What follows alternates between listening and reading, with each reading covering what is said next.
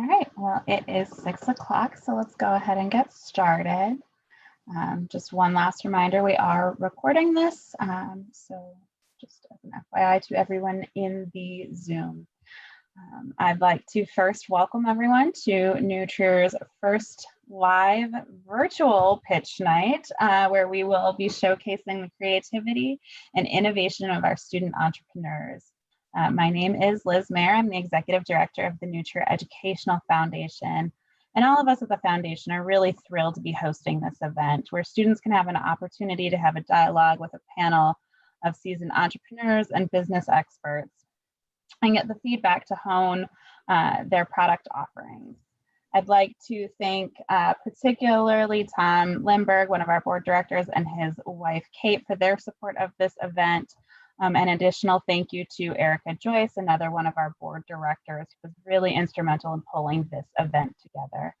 I also want to express my gratitude to the Wilmette Theater. Before we had to go virtual, they had generously donated their space for this event, and I want to make sure that I am thanking them. I'd like to thank our students and our panel of experts for participating in what I'm sure is going to be an enlightening and exciting discussion. I'd also like to thank the New Trier administration for their support of not just the foundation or of not just this event, but also the foundation. I would also especially like to thank Matt Murch, one of our business education faculty members, for his support and dedication to make Pitch Night happen for the students. It has been and always is a pleasure working with such passionate and exciting faculty. With that, I would like to invite Matt to say a few words about our business education program and introduce the students. Thanks, Liz, for your kind introduction. Without the support of the foundation, this event definitely would not be happening. The foundation provides grants for teachers to access educational tools and materials so that we can give our students real-world learning opportunities, just like tonight. So I'd like to say a few things about the students you're going to see participating tonight and pay them a little bit of a compliment. So the majority of the students you're going to see have taken multiple business classes at New Trier, which is a testament to the business ed faculty and the offerings that we have, that these students are able to take what they learn and apply it in the real world, kind of taking it beyond a typical classroom learning experience. And further, so two of the students you're going to meet, Bobby Becker and Kyle Levy, are seniors. So seniors' last day is 2 days from now. So I think it's a huge compliment to them, the fact that they are this passionate about their business, that they have elected to participate at this night and kind of keep working and grinding towards the end of their days in high school. The other 4 students you're going to meet, Charlie Olesker, Ethan Gray, Daniel Himmelfard, and Ben Robke, are all sophomores, and they're current students in my entrepreneurship class. And this night was not an assignment or a requirement for class, so it's a huge testament to them too, that during e-learning they've been managing 5, 6, 7 different classes. They've been taking AP tests, and yet they still found the time, the passion to work really hard on their businesses and work really hard on their pitches and be able to participate in this night. So it's a huge compliment to all 6 students that are here.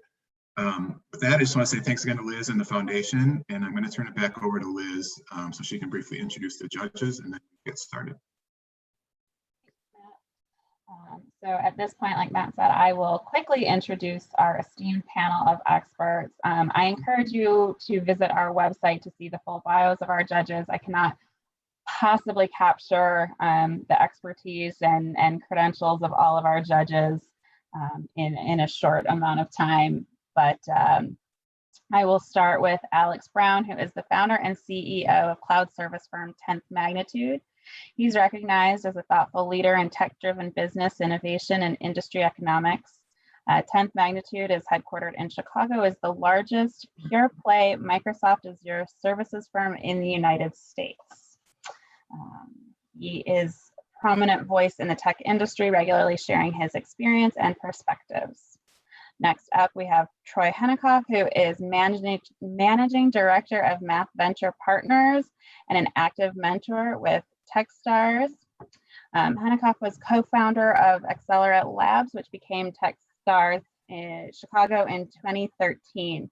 He also helps manage the Firestarter Fund, teaches entrepreneurship at Northwestern University's Kellogg School of Business, and is on the board of Chicagoland Entrepreneurial Center.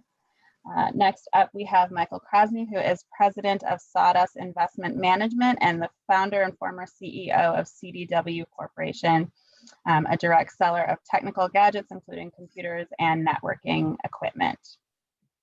Next, we have Sheila Patel, who is a serial entrepreneur turned bag designer. After a successful career in the law practice industry, she founded the Life Bags Company to give back to the community where her parents are from in India.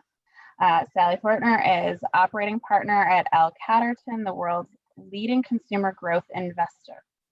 She is an active board member on a number of portfolio businesses, an advisor to a broader set of portfolio CEOs, and an active in deal assessment. Brian Shields has served as the Chief Executive Officer of Coder since 2015. He's an experienced entrepreneur and technology executive who has served in leadership roles throughout his career in banking, marketing, and strategy consulting. Many of our judges also have personal connections to New Trier, either being alumni or parents, so we definitely want to say thank you to them. And with that, Matt, I will let you turn it over to our first student group. Okay, so the first student you're going to hear from is Daniel Himmelfarb, who started the company Gruen. Daniel, I'm going to turn it over to you, and if you could give the judges and anybody watching a little bit of a background on what Gruen is, and then we'll let the judges ask you some questions. Hello, everyone. My name is Daniel Himmelfarb, and I created the company Gruen. As a kid, I was kind of bored with yogurt. I mean, it's bland, it's boring, and it's lumpy. That's why I knew there needed to be a change. So I created the company Gruen. I have created the world's first granola spoon. I mix oats, honey, and a little bit of sugar together to make an edible granola spoon. It's a great way to spice up yogurt. It takes that bland and boring old yogurt and creates it into a fun and exciting snack. It's great for kids and adults alike. It's a fun and exciting new way to eat yogurt. Thank you.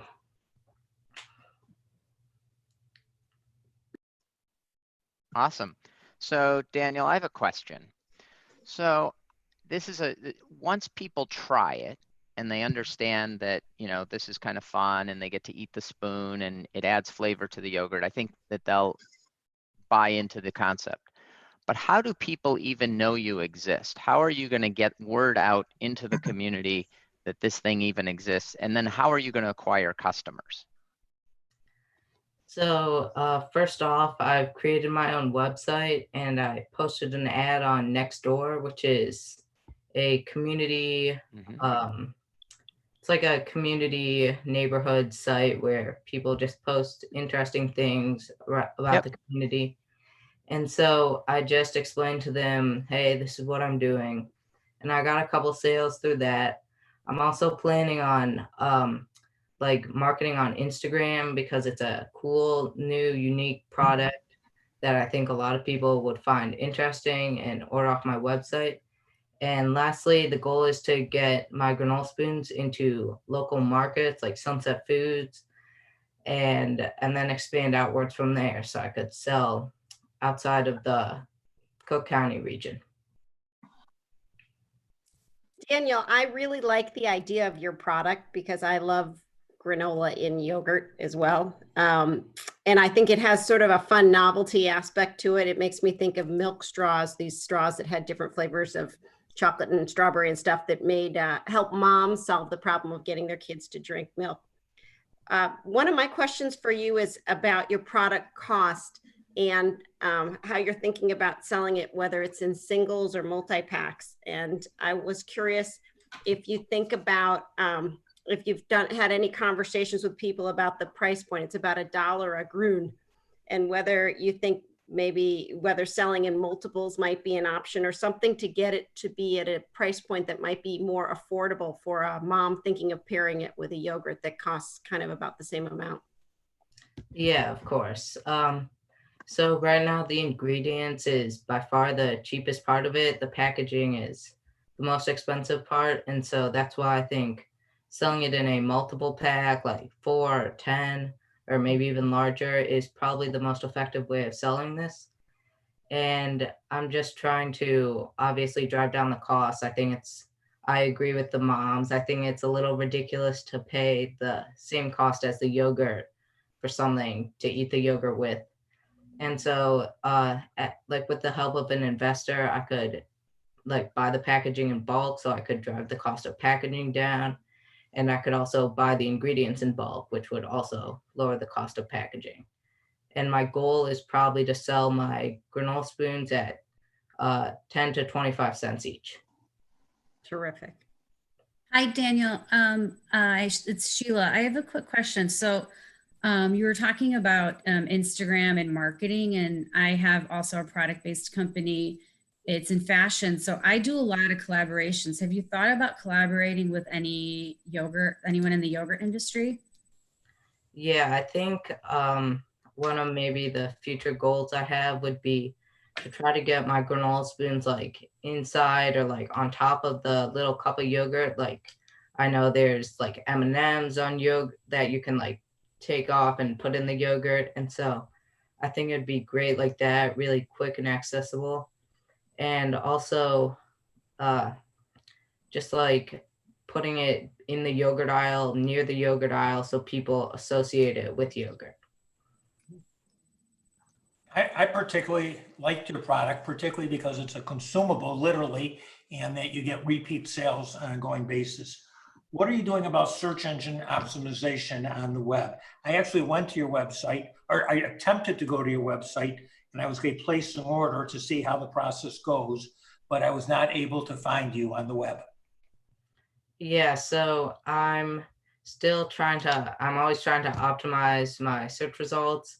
And so I think as I expand, as more people hear about my product, maybe write about it, I know the main way to to get your website to come up first is referring links. So if people hear about my product through Instagram or some other way and buy it and write something on their blog about it, I think that'd be, and link my website, I think that would definitely raise the spot on where my website is in the search result. So Daniel, I saw you just talked a minute ago about looking to get shelf space in some of the local markets, Sunset and perhaps the Grand or somewhere like that. Great idea. One of the things I've been reading in the world, in the post-COVID-19 world, is that the big guys will get bigger and it will be increasingly difficult for the little guys to get some airtime. How have you thought about approaching the shelf owners, the grocery stores, and what's the pitch you think you'll make to them that will help you cut through the noise that's going on in the market right now? So I really believe that this is a product that people will associate with yogurt. And so I think if people see my granola spoon and think, hey, maybe I haven't had yogurt in a while, maybe I'll buy a yogurt spoon and I'll also buy yogurt along with it so I can pair them.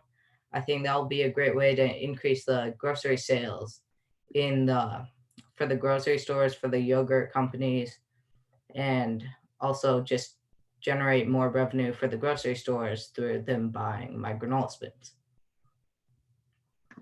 Great, thank you.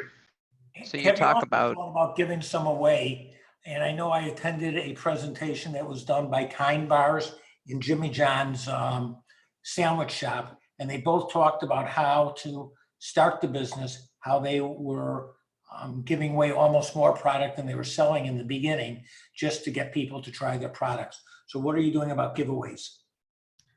Yeah, I mean, that's definitely high on my priority list. I am talking with the people who create the Great Food Expo in Chicago. I'm not sure if it's going to happen this year, but essentially I'm trying to set up a stand there and just get the word out about my product, get people interested in it, and definitely give away some free samples. You talked about selling through places like Sunset Foods. How much of a margin does Sunset Foods have to take? What price will you have to sell it to Sunset Foods so that they can mark it up and they can make a profit on it? And how much margin is left for you after you do that? I have not actually received those numbers yet, but I am prepared to sell it at a higher price point. I'm prepared to maybe even take a loss or take no profit to start off. I'm just trying to get the word out about my product and get people interested in talking about my business and my product. Yeah. So at a place like Sunset, one of the things that would be great would be if you could get the ability to do some sampling on a weekend. Again, this comes back to post-COVID, but many consumer products, food products have done really well by getting people to try it first and by providing samples. And then, in the store, maybe there's a coupon where they can redeem the coupon to buy it in the store. And then you can track how many sales you got because you'll see how many coupons got redeemed. So you'll be able to have metrics around how much it cost you to have that sampling in the store, how much it was in time and in product, and how many sales you got back, and then be able to make good decisions about whether you want to do that again. Yeah, for sure, for sure. I've been I know Sunset Foods isn't doing sampling at this time due to COVID-19, but I definitely think that's a great way to test how many people are interested and how many people are actually willing to buy my product. Are you producing this product yourself, Daniel, or would you use a partner or a co-packer to make this so that you could, kind of deliver consistent quality at the price points that you need to? So currently I am making it myself because to be partnered with a co-packer, you need to produce it in large quantities, which I have not been doing. But if Sunset decides to allow me to sell my product there and sample my product there, I definitely will be looking for a co-packer. Terrific. Daniel, I have a question following up Troy's. I think Troy asked the question about COVID. So how this is, I think for all of us, the entire world, how are you going to deal with it if there is post-COVID world is going to change and there might not be sampling? And since you have a product that you need to get out to sample, what is something else? What's your pivot if you have to pivot? I think just stepping it up in advertising on Instagram or Facebook, because I think people need to see how it's used. People need to be looking at it. It's not something that you just hear about it and might be like, oh, this is cool, and then move on. It's something you would want to see how it works, see what it's like. And so definitely if I can't do sampling, I do. Right, and taste it. So how would you get people to taste it? Right, isn't that wouldn't you say that's a big part of? Yeah, that's also a big part. I'd probably do a promotional deal, if you you get your first couple free if you buy a certain amount or something like that, like a coupon maybe if I a giveaway sell on Sunset or some stores, something like that. Do you have any idea what you think it will cost you to acquire a customer using advertising on Facebook or Instagram? I believe it's pretty cheap to do so. I haven't actually been paying for it currently, but I know it's not that expensive per click, especially on Instagram. And so I think Instagram is really good at target markets. So I think I can get a pretty high click rate and I think it will end up being profitable.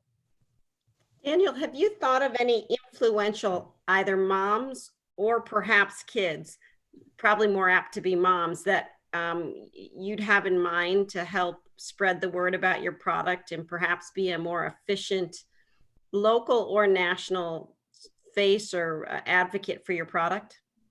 Yeah, for sure. One of my goals in the end is, or starting off, it would probably be to send some for free just to influencers or people who have blogs, and hopefully if they like they might not all write about it, but if a couple do, they'll spread the word and just get the idea out about my product. Hey, Daniel. I really like your product. I think that you have a product that you can sell. I was wondering if you could talk a little bit more about how you could focus on the sales side of things and not just the digital marketing side of things. Because I do think that it's going to be about getting people to taste your product. So whether that's going door to door and offering it, or doing like a kind of COVID timely giveaway or whatever for like at a hospital or something, you do a bunch of free giveaways to get people to try it. Have you thought about anything like that to kind of not be as reliant upon digital, but also making sure you get out there and get people to try your product?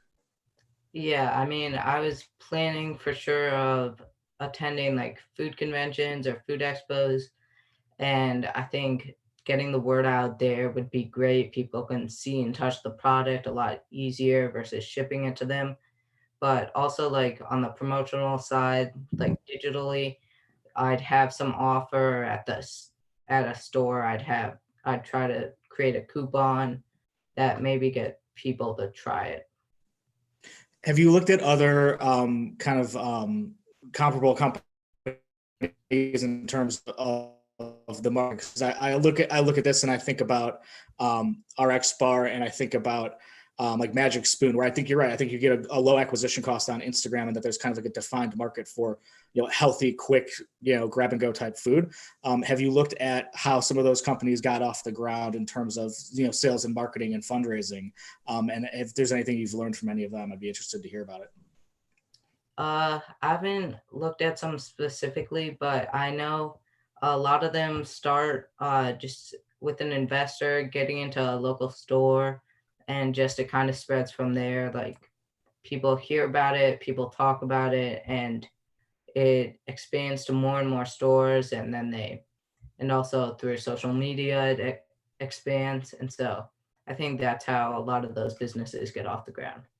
And have you thought about, I think someone else mentioned earlier, kind of like the bulk buyer? Who would be the groups that would be like purchasing like large quantities? So you might be able to sell a larger order and get a purchase order, so then you can get some purchase order financing to get it off the ground. Have you thought about restaurant groups or hotel chains or anything like that for when the market comes back there?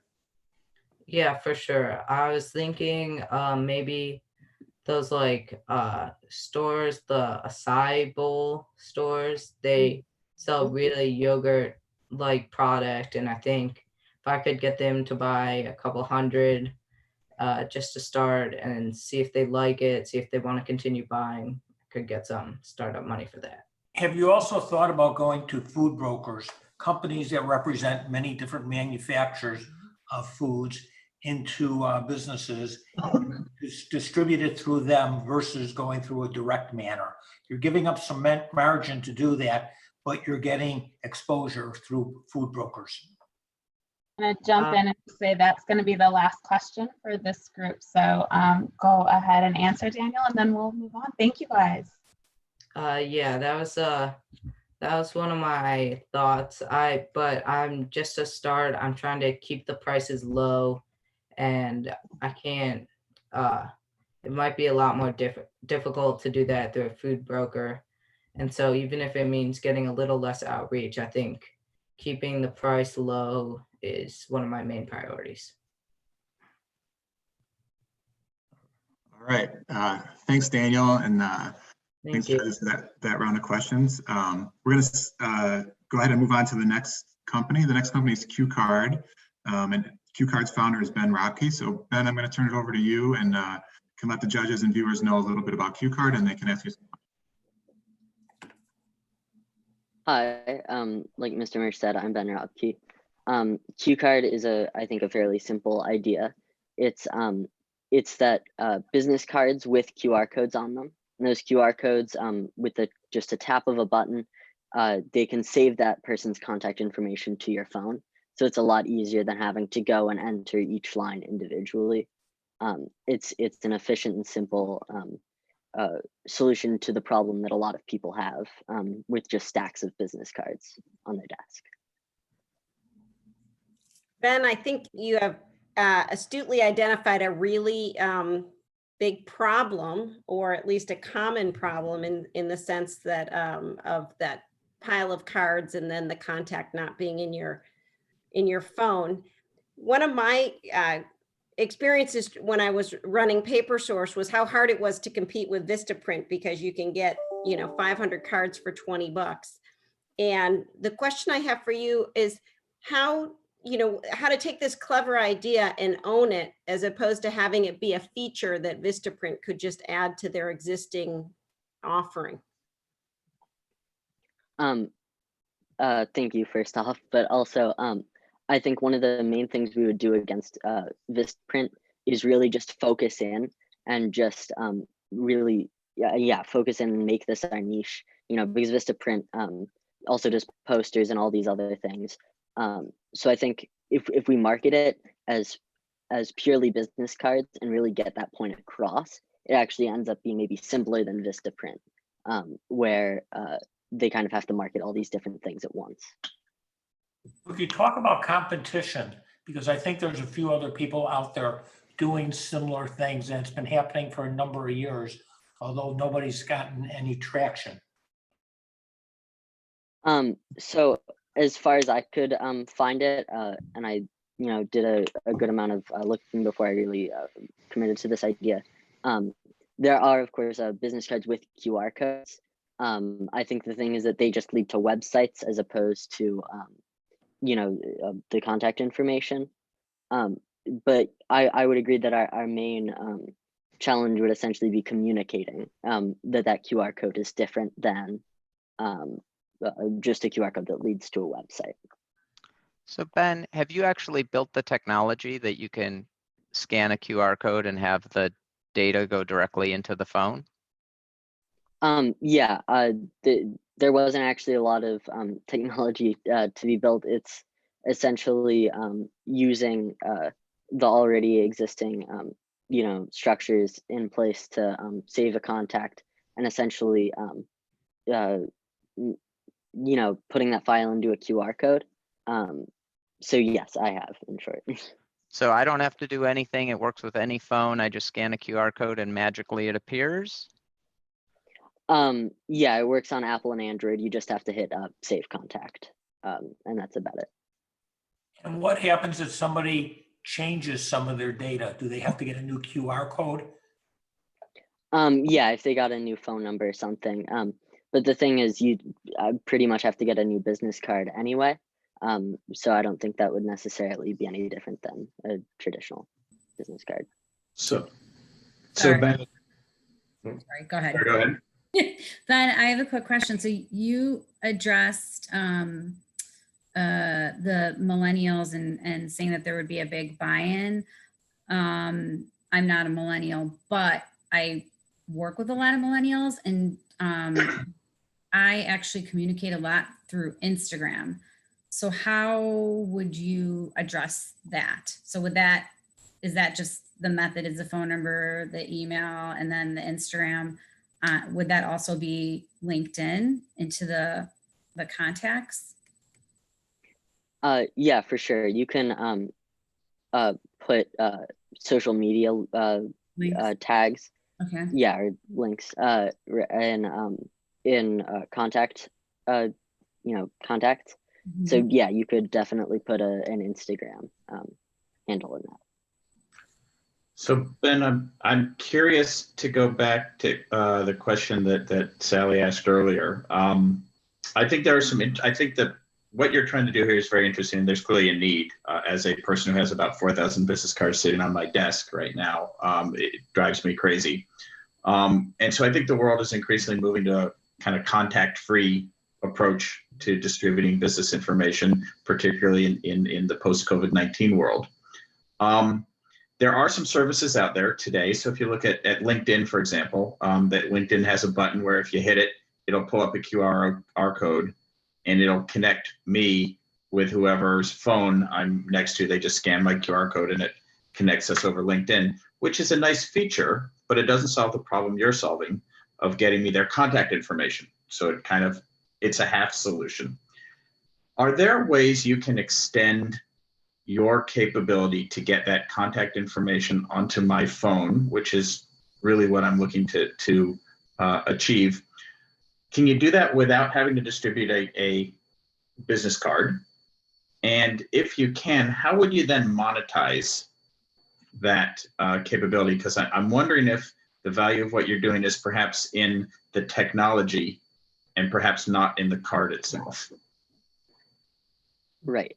So I think the way that I would do this is essentially it would kind of have to be an app.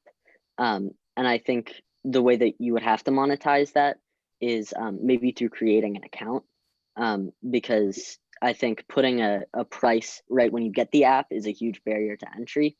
But if somebody's already kind of gotten the app and they're already sold on that idea, they'd be more willing to actually purchase the app. But to your point of contact free, I think obviously for the time being, certainly contact free, but in this post coronavirus world, I think people are definitely going to want to return to normal and are going to want to, a business card is a tradition, and I don't think people are necessarily going to want to get rid of that. But yeah, if I were to create a service more so that isn't a card, I would do it like that. One interesting data point for you, perhaps, is as you think about that service. I use a lot of business cards when I go to conferences. I typically travel to every conference I go to with literally a box of 500 business cards. 4 of the largest conferences I typically attend every year have now been canceled for this year, and they're not going to be rescheduled until 21 or 22. So I suspect the world is changing on us even as we speak. And while I agree that a business card is a nice tradition, I think over the next year that we may find we're needing to kind of interact with people a little differently. And I think you're getting close to helping solve that problem. And so I think continue to think through how you monetize an alternative means would probably be a useful exercise. And I really liked the idea. I was a little surprised that you didn't have more growth built into your plan. So when I looked at your plan, you're going to sell 37 units in the first year, 56 in the next, 78 in the next. If this is something that's profitable, right, that you can acquire customers, and why not lean in and really push those methods of customer acquisition and grow it so that we're seeing real growth where, in year 3 to have $895 of profit, I mean, that's nice, but it seems like we could do a lot better. How come you're not leaning into marketing and not trying to push harder on the sales side? I think a part of that is not wanting to super over inflate my numbers, but also, again, it's something where I'm still basically trying to come up with how do I communicate this, because it's, I think, a simple idea, but it's hard to communicate that through, one quick blurb somebody's gonna understand right away. So I think once I kind of have figured out that way, those numbers can go up, projections can go.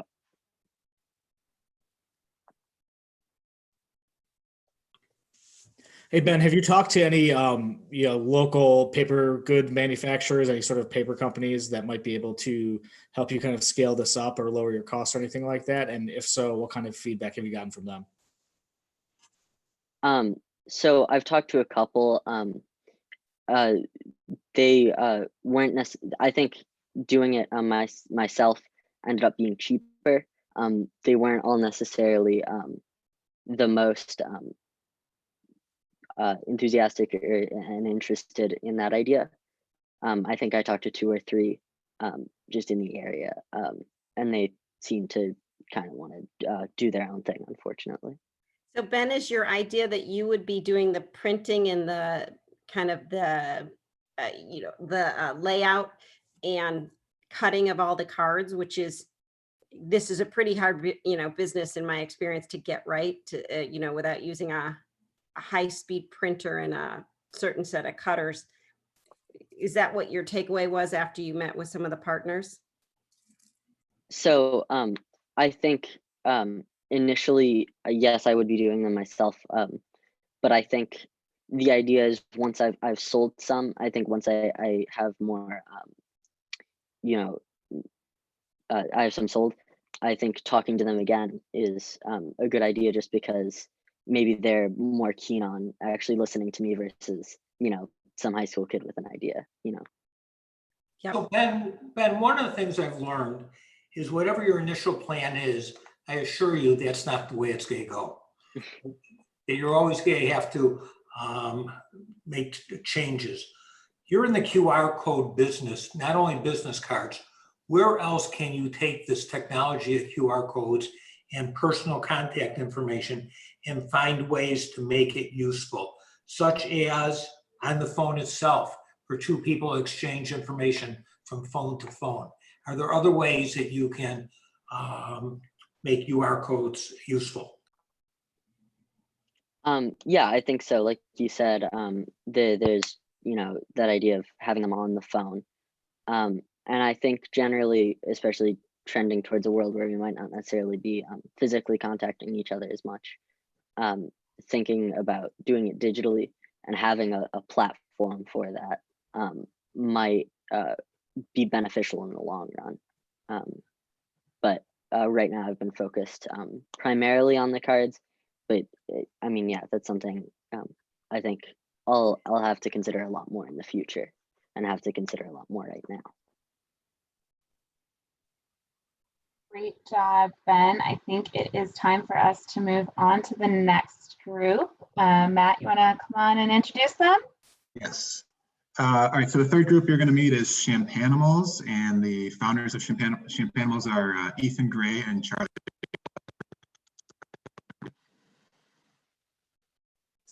Okay, so as Mr. Murr said, I'm Ethan Gray. My name is Charlie Lesker, and I want you to think back to a time that you didn't enjoy. I'm not talking about being quarantined because of COVID-19. I'm talking about bath time.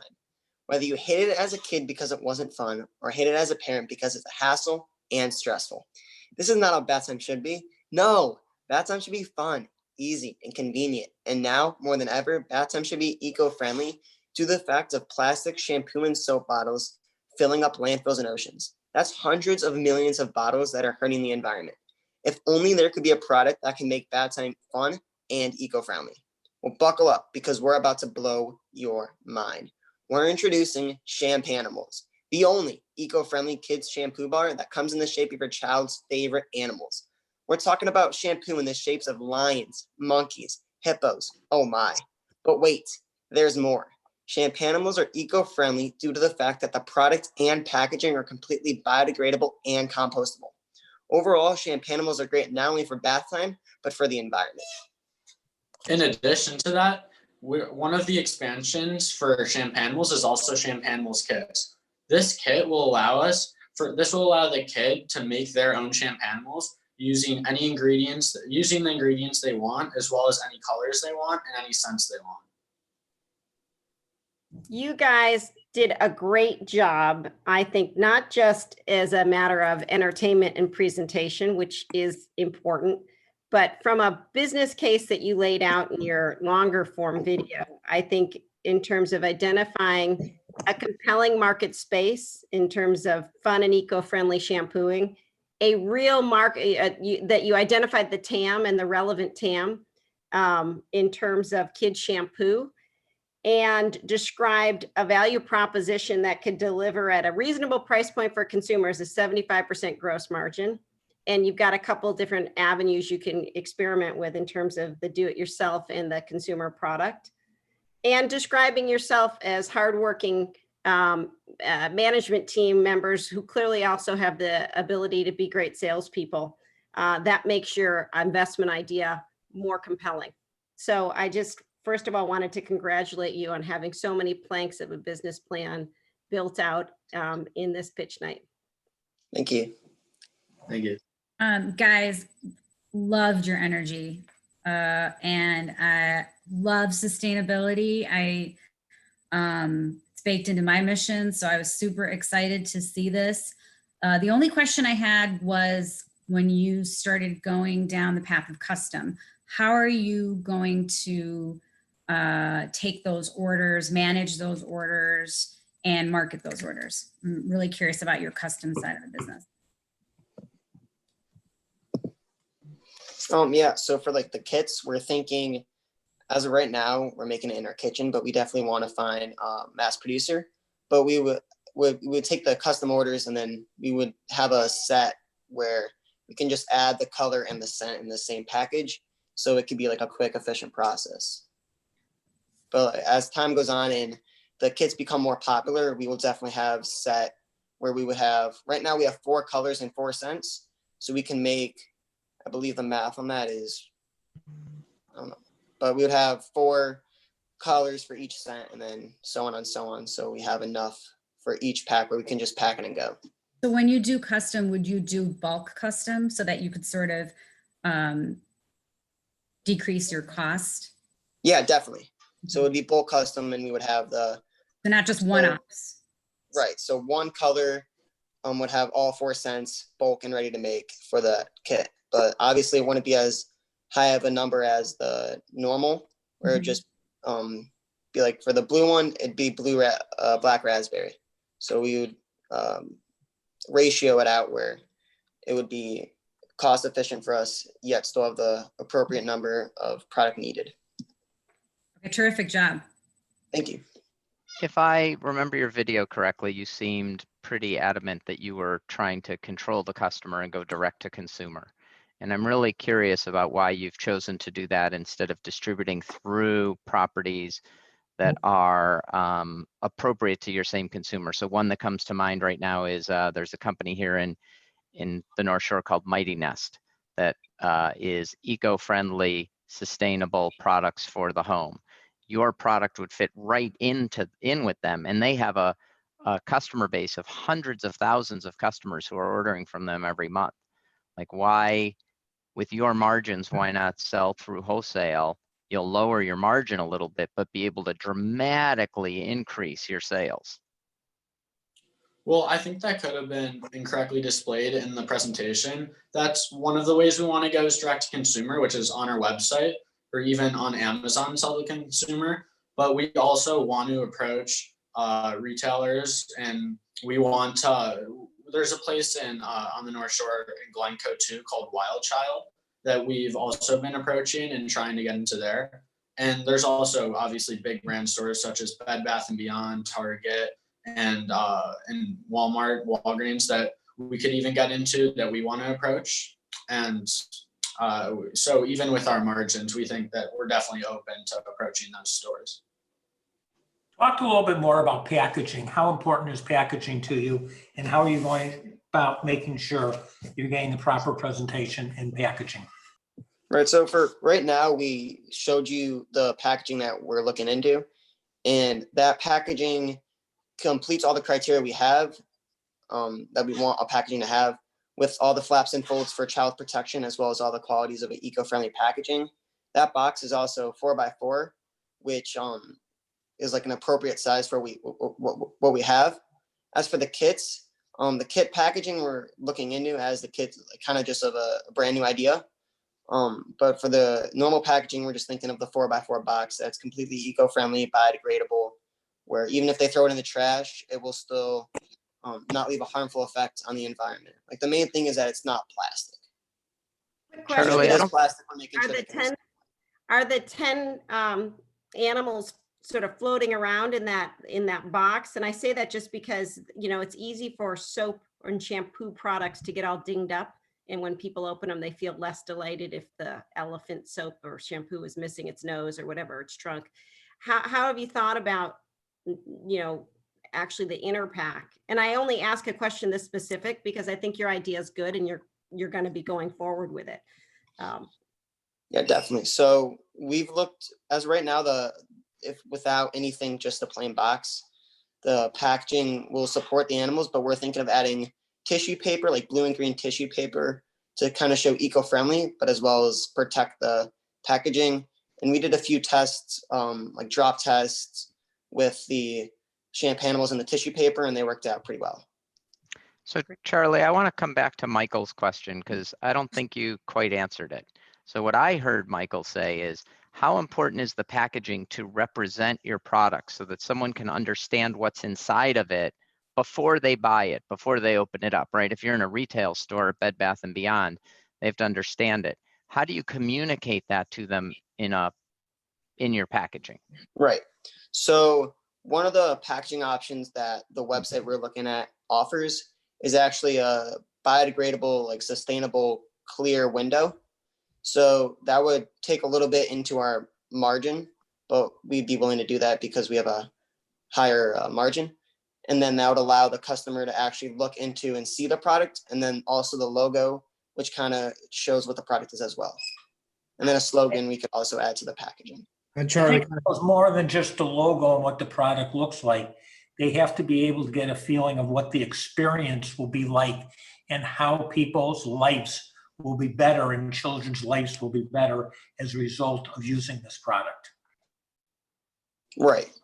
So for that, we could add pictures of a kid actually using the product, where we would be able to put that on the box as well, along with logo and then the clear window to show the product, the picture of the kid using it to demonstrate what it looks like and how it betters the experience for the kid as well as the parent, and then the logo to show our brand. hey Charlie, and I think you guys both have done a great job. I really think this is a good product. I think you've got something here.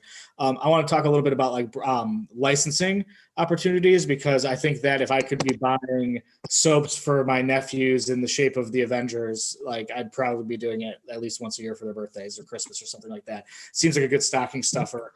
Have you thought at all about that in terms of approaching different brands, or like a baseball team or basketball team, something like that, and kind of doing different shapes and beyond just animals, in terms of other kind of licensing opportunities for your product?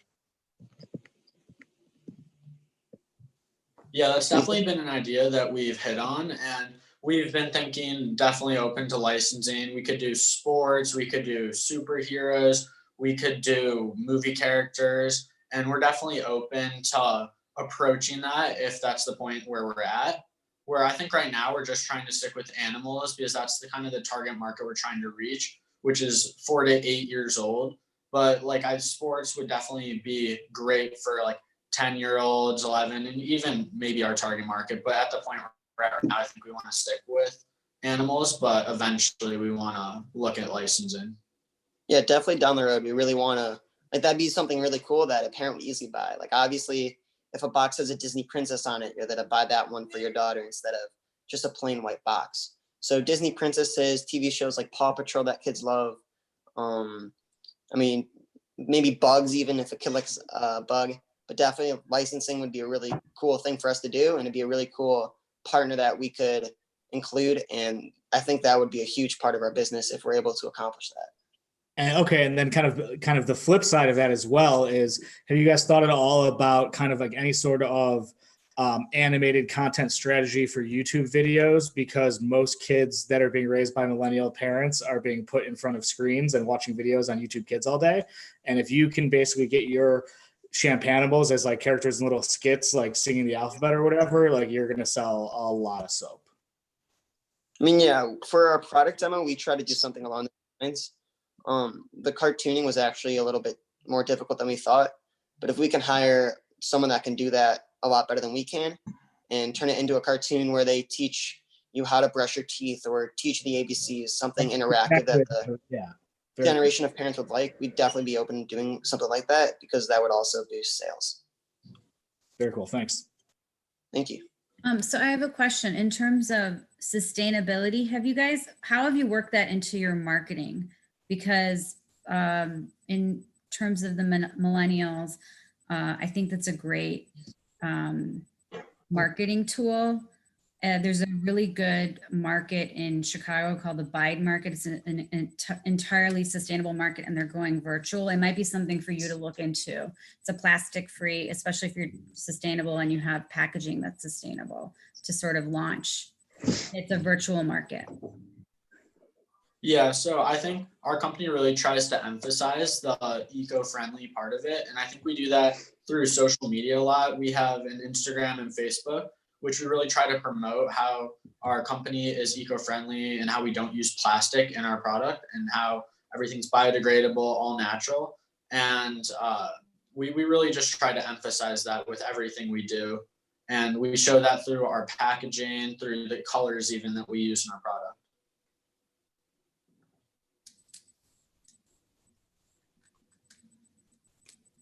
All right, any last questions for Champanimals? Other than funding, what do you see as kind of like the biggest hurdle for you guys to overcome in the next, call it 3 to 6 months? Yeah, great question. I personally think it's competition. Like the kids shampoo industry is really established with Suave, Johnson's Baby, and parents are really focused on all these main products that they just hear all the great reviews about.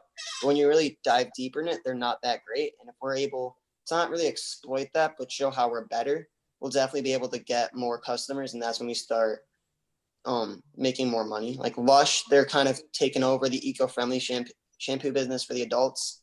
Dr. Sasquatch is something that's becoming more and more popular. So the eco-friendly shampoos are becoming more popular. There's just really nothing in the kids space.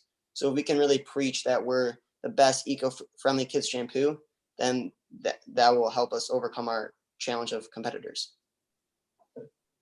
And right now, I know that you've said that you've been, making all of your products yourselves. Have you contacted any, soap companies that might be able to manufacture it at scale, following kind of the requirements that you have in terms of, ingredients and packaging and stuff like that?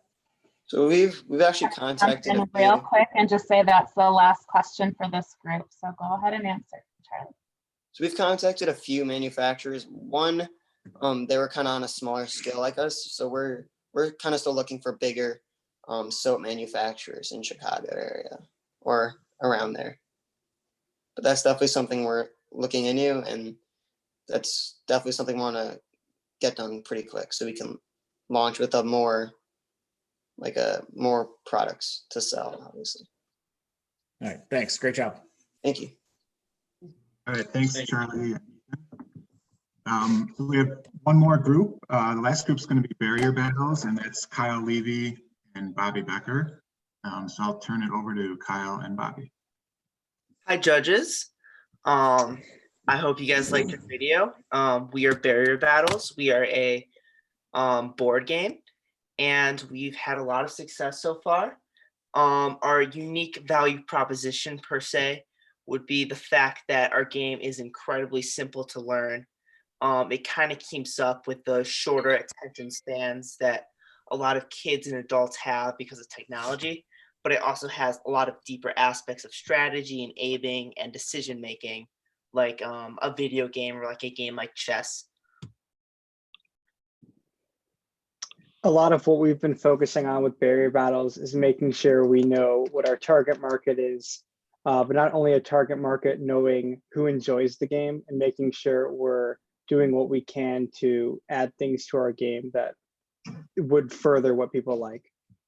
Yeah, so in adding on to that, we were really trying to make a community around our game, much like many video games have, or like chess has, or like lots and lots of different board games have.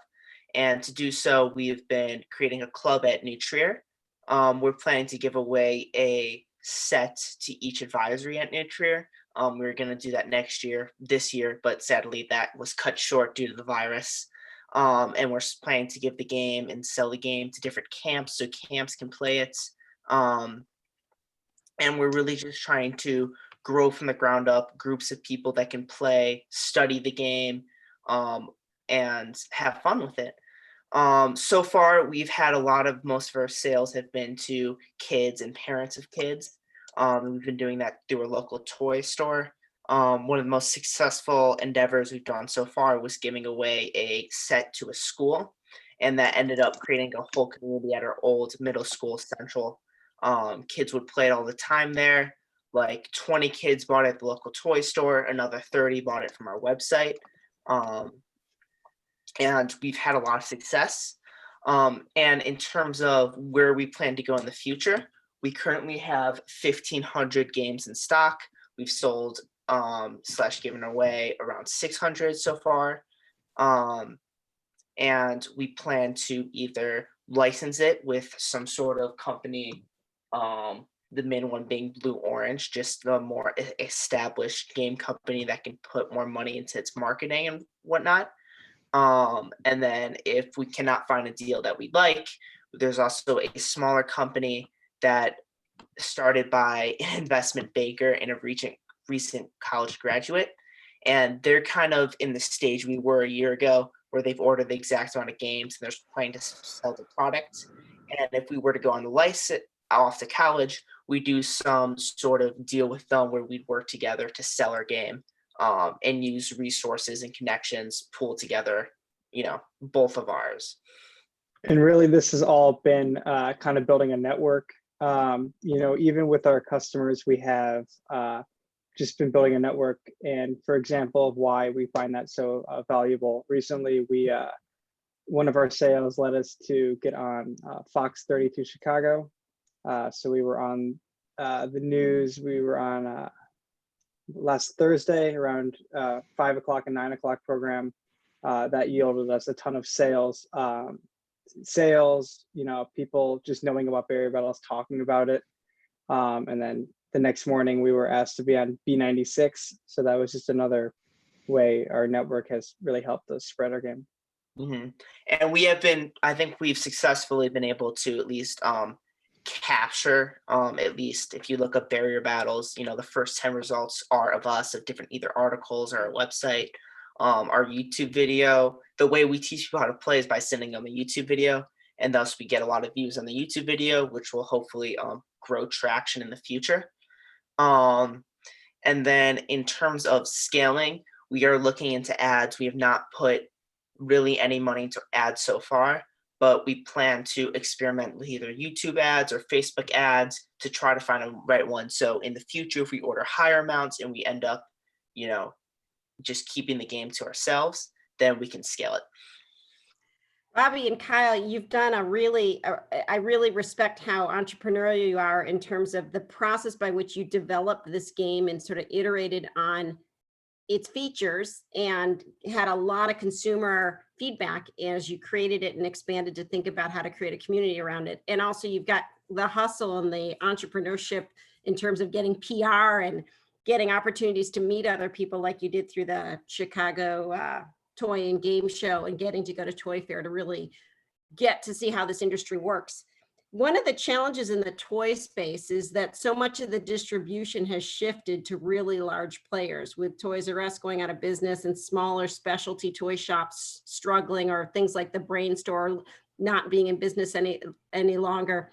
Wondering how you've thought about approaching, whether it is selling to a Target or a Walmart or any of the big remaining mass players that still stock games, or trying to build enough buzz through gift guides or something to direct traffic through Amazon. Other ways to just get directly real volume in this. Yeah, I think I can answer that. Go on. So something we've kind of worked with and we've kind of excelled more now with the whole virus is online and influencers. Mm-hmm. So really what it comes down to is not only the kids seeing the game or hearing about it, but seeing it played by kids of their own age. So we've had great success with reaching out to some gaming, more like toys, but young kid game Instagram accounts, and they've played our game, review it. They make some videos on it, and kids really enjoy it.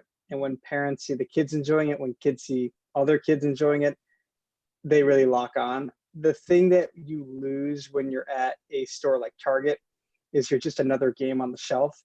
And then it really comes down to how good your box art is and how, it gets people's attention.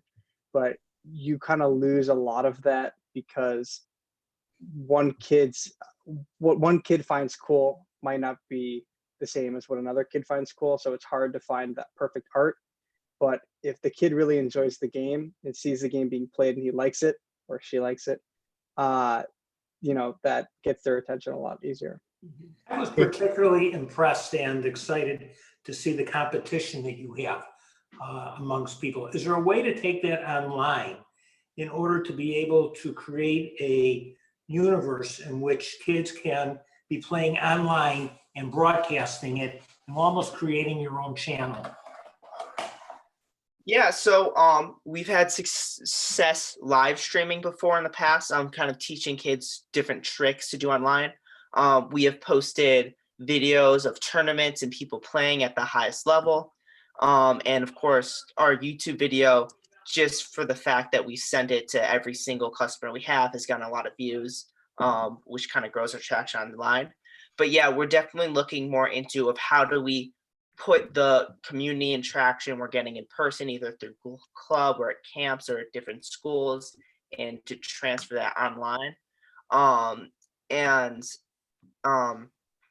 You know, we've also been, as Kyle said, been giving our game to influencers, having people create different YouTube videos, trying to promote our Instagram. And those are all just different ways so far we have been transferring the community to online. Something that I do plan to do a lot this summer is to give the game away to a lot of different camps, because, you know, that's the perfect time for kids to play. They don't have any technology around them. And then if we can grow a big enough community in person, then it could be easier to get some traction online as well. Hey, Bobby, Kyle, great job. I really like this one a lot. I think you guys have done a lot of really hard work. And so I'm older than you guys, but so for me, like I wouldn't buy this on the shelf at Target. I wouldn't buy it on Facebook, but I would buy it on Instagram. I would see a video 15, 30, 60 seconds long of people playing it, trick shots, all the stuff that you're talking about in the video content side. And that's what would get my attention. But then like my younger brothers and my younger friends, like they would be hearing about this on Twitch. They'd be watching people on Twitch. Kind of going back to the idea of kind of bringing that community online, activating that community online. Is there a way for you to, maybe do some of that activity on Twitch or Discord, kind of groups and stuff like that, to kind of, get that community engaged and kind of combining the giveaways with kind of almost like challenges, right? Like, give a bunch of sets of the game to like a pediatric ward at a hospital so that all the kids can play each other and create videos and put it all up online. And then you can kind of get that user-generated content by activating your community. So I just want to know if you guys have thought a little bit about some of that beyond what you talked about a little bit a few moments ago. So, the truth is, they say that kids are very tech savvy, but the truth is I am actually feel almost like a boomer compared to Twitch and Discord, because I'm not too familiar with those really new, and TikTok as well, with those really new social media platforms. But definitely in terms of reaching out to those and seeing what we can do with the new media platforms, what kids are using today, not when I grew up as a kid, is definitely a useful strategy that I will employ in the future. I think Twitch and Discord, we streamed a little bit on Twitch. Is that correct, Kyle? I don't believe so. Where did we stream on? We were on Facebook, Instagram, YouTube. Got it. So we did stream a little on Instagram, Facebook, YouTube. Haven't had the most success with that so far.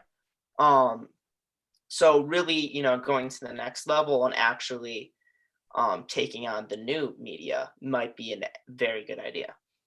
Yeah, I definitely think Twitch and TikTok are definitely going to both be like really good avenues for you to do kind of the long form video and the short video, with like the live being on Twitch and then the kind of evergreen being on TikTok.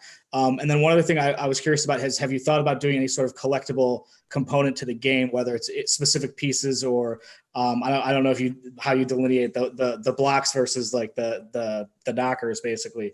But I grew up and it was everything from like Pogs and Magic cards were like printing money because it was like this one piece was rare and like they didn't have as many of it. Have you thought about doing something like that where every set has a rare item, uncommon item, and then a bunch of common items? Have you thought about that at all? So I definitely thought about turning the game into, like you said, almost like a card game of different types of pieces, different types of blocks, different weights, different shapes, maybe even different powers.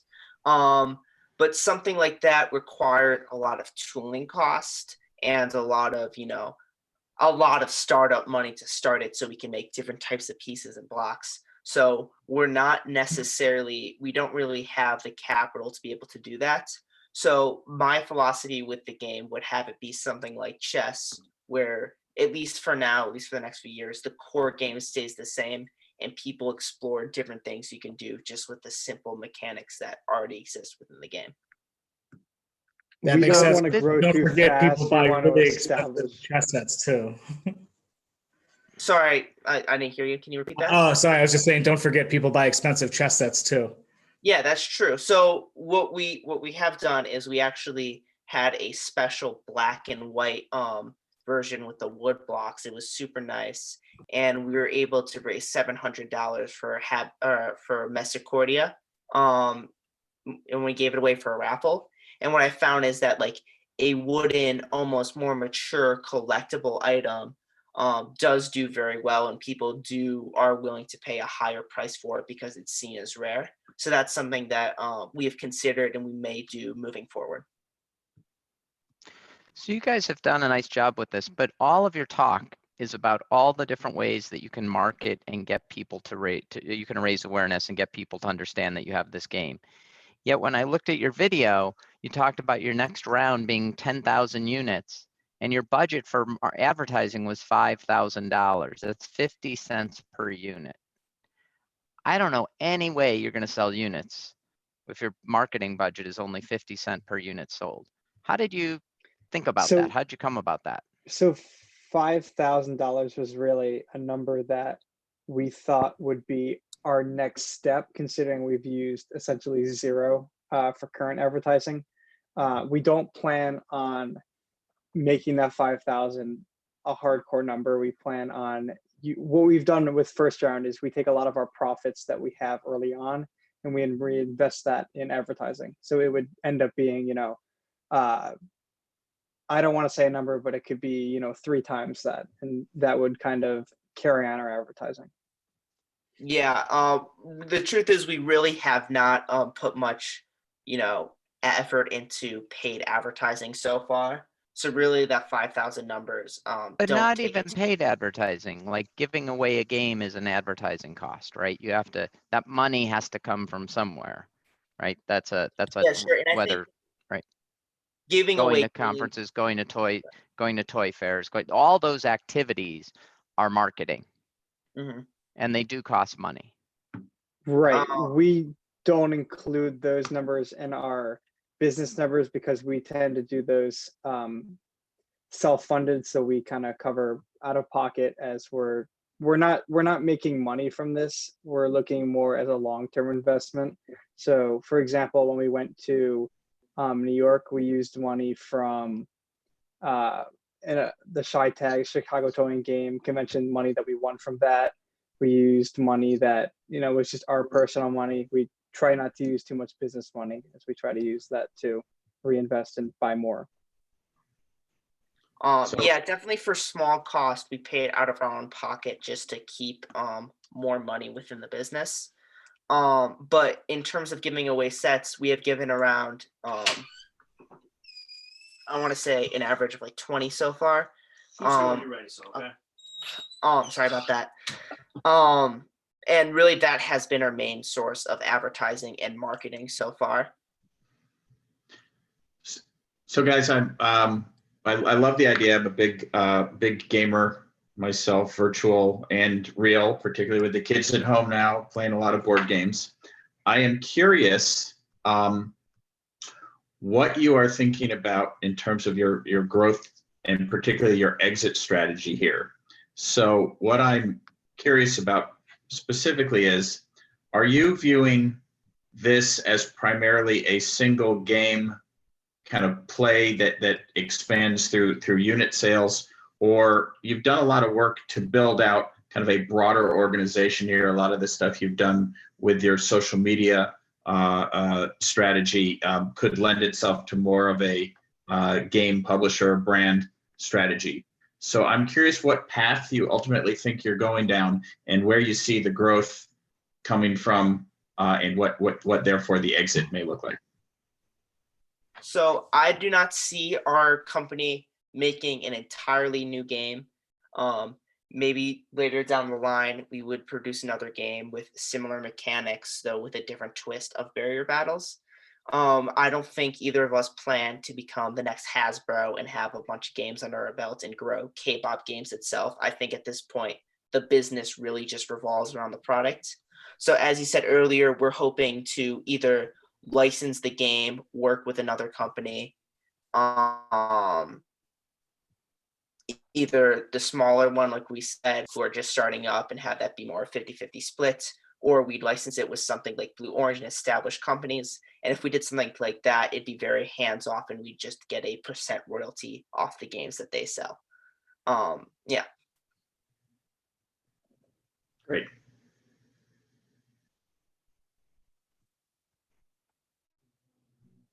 And any last questions for barrier battles?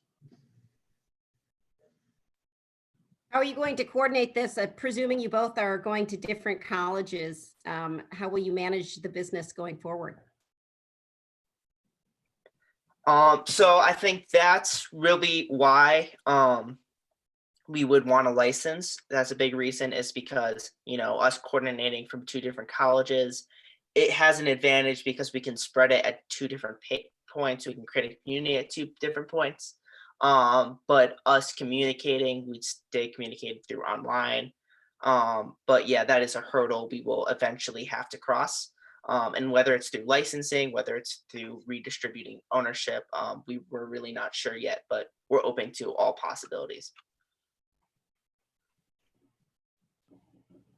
Great job, guys.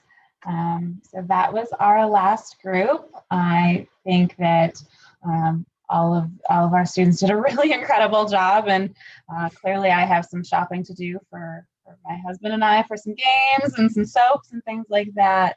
At this time, I'd like to invite the judges to kind of give any wrap-up final thoughts that they have. Alex, why don't we start with you? Sure. Thanks. Thanks very much. I'll just start by saying I enjoyed all the pitches, and I was more than pleasantly surprised by the level of kind of strategic thinking and capability that all of the teams have demonstrated.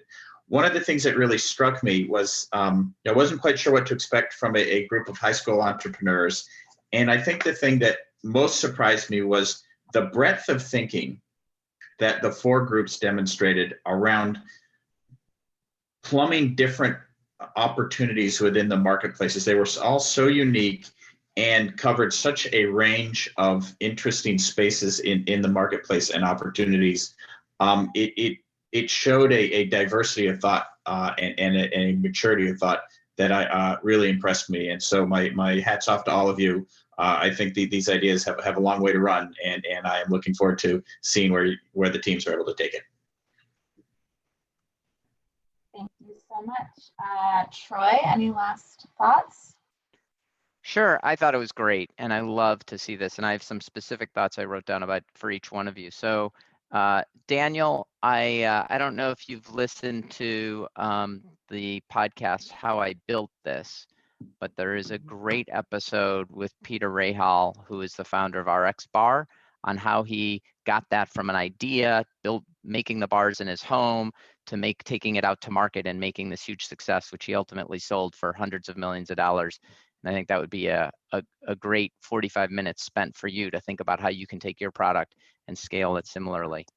For QCard, the one thing that hit me was either the unit economics of this work or they don't.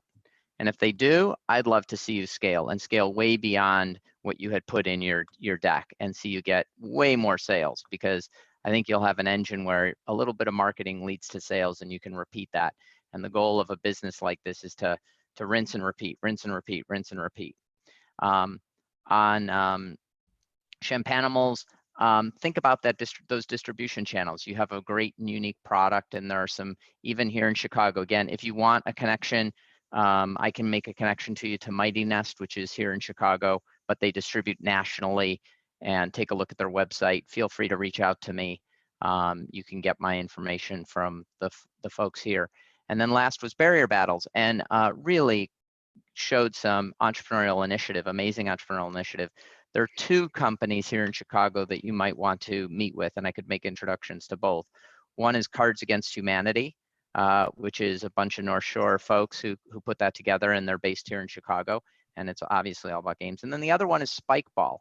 I don't know if you know Spike Ball, but it's a physical game that is based here in Chicago. Chris has done a great job of creating community around the product and sold hundreds of thousands of units, and he could be a great mentor for you. So if any of you want connections to any of those folks, just ask Liz for my contact information, and I'm happy to make some introductions. I really appreciate it. Thank you so much. Yeah, thank you. Thank you so much. All right. Michael, any last thoughts?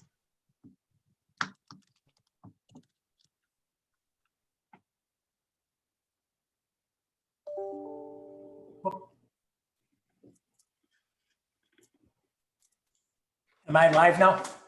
Yep. Okay, I'm sorry. As I said earlier, I was tremendously impressed coming into this with the vision and the detail in which everybody looked at. I was expecting to come to this and see some concepts that really did not potentially have any market. And I think each and every one of the concepts has a unique market to go after. I do agree with something Troy said. I don't usually agree with everything Troy says, but one thing is how I built this. I encourage each one of you to watch how I built this, to go or listen to it, to go through and to see how people had the ability to continue with an idea, keep on changing in order to make an ideal become real. So congratulations to everybody. Great ideas. Thank you so much. Next up, Sheila.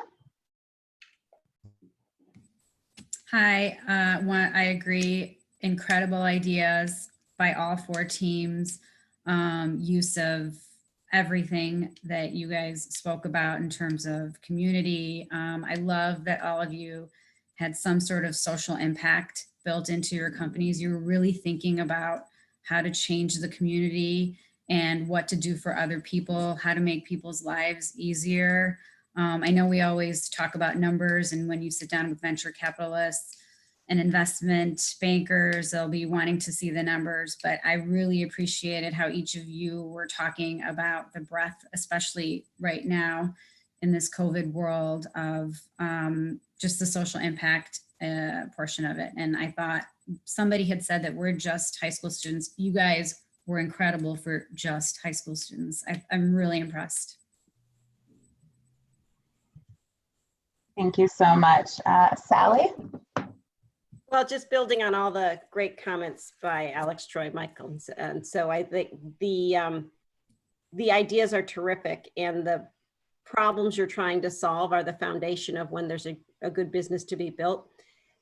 There has been a lot of capital and a lot of funding of a lot of businesses in the last 5 years that get much further along, honestly, burning money because they haven't solved the problems that you're grappling with right now about whether the product economics work or whether the packaging works or how to find distribution.